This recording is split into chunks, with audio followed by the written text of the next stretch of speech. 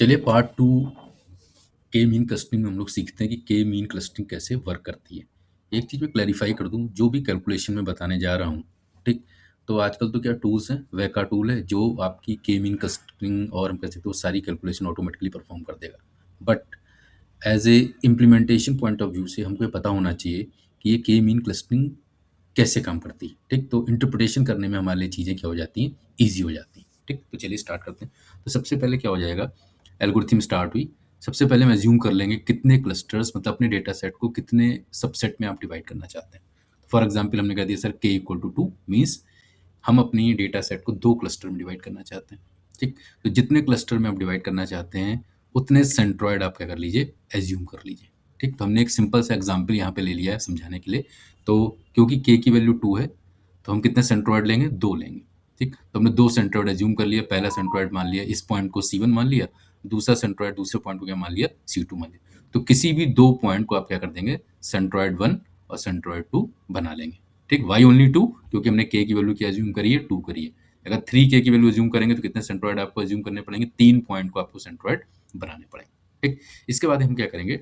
Distance object in दोनों centroid से हर point का डिस्टेंस कैलकुलेट करेंगे। फॉर एग्जांपल C1 पॉइंट से P1 का डिस्टेंस आपने कैलकुलेट कर लिया और C2 पॉइंट से भी आपने क्या कर दिया? P1 का डिस्टेंस कैलकुलेट कर लिया। तो कौन सा डिस्टेंस स्मॉल होगा? तो हम जानते हैं C1 P1 के पास है, तो C1 और P1 का डिस्टेंस क्या होगा? स्मॉल होगा। तो जिस सेंट्रॉइड से वो पॉइंट कम डिस्टेंस पे होगा, वो उस ग्रुप में ऑटोमेटिकली चला जाएगा। तो P1 पॉइंट किस में चला जाएगा? ग्रुप 1 में। P2 भी, बट ऑब्वियस है C1 के पास है एज़ कम्पेयर टू C2 के। तो P2 भी किस में चला जाएगा? ग्रुप 1 में चला जाएगा। P3 किस में चला जाएगा? ग्रुप 1 में चला जाएगा। ग्रुप 2 में आप देखें P6 क्या है? C2 के पास है, तो ग्रुप 2 में P6 चला जाएगा, ग्रुप 2 में P4 चला जाएगा और ग्रुप 2 में आपका P5 भी चला जाएगा, ठीक? तो वेरी सिंपल, हमें क्या करना है? जितने k की वैल्यूज़ हैं, उतने सेंट्रॉइड अज़्यूम कर लेने हैं। उन सेंट्रॉइड से हर पॉइंट का डिस्टेंस मेज़र करना है, तो वो पॉइंट जिस सेंट्रॉइड के नियर बाई होगा, वो उस ग्रुप में ऑटोमेटिकली चला जाएगा, ठीक? तो grouping based on minimum distance, और ये प्रोसेस क्या होगा? कंटिन्यू होगा। तो इस केस में आप देखें, हमने क्या हो गया? P1, P2, P3 ग्रुप 1 में चले गए और P4, P5, P6 ग्रुप 2 में चले गए, ठीक? अभी एल्गोरिथम खत्म नहीं। अब हम क्या करेंगे? इन 3 पॉइंट पे बेस्ड नया सेंट्रॉइड निकालेंगे, ठीक? नया सेंट्रॉइड भी अगर आप समझना चाहते हैं, तो P1 के जो x वैल्यू होगी, x कोऑर्डिनेट, P2 का x कोऑर्डिनेट और P3 तीनों को आप ऐड कर दीजिए, मतलब x1 plus x2 plus x3 divided by 3। ऐसे ही तीनों की y वैल्यू जो होंगी y1 plus, similarly y1, y2, y3 की वैल्यू भी आप क्या कर लेंगे? कैलकुलेट करके 3 से डिवाइड कर देंगे, तो नेक्स्ट सेंट्रॉइड आ जाएगा, ठीक? सिमिलरली P4, P5, P6 के लिए भी हम क्या कर देंगे? नया सेंट्रॉइड फाइंड आउट कर देंगे।